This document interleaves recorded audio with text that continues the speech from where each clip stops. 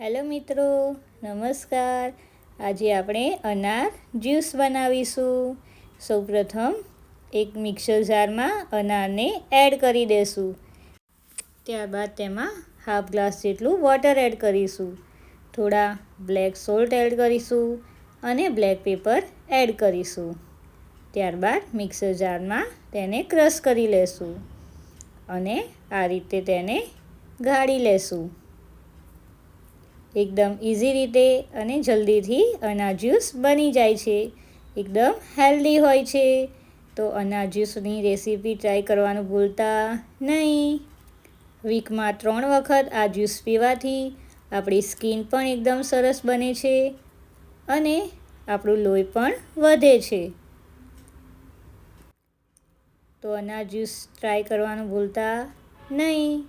Subscribe my channel and join Cooking with Disha.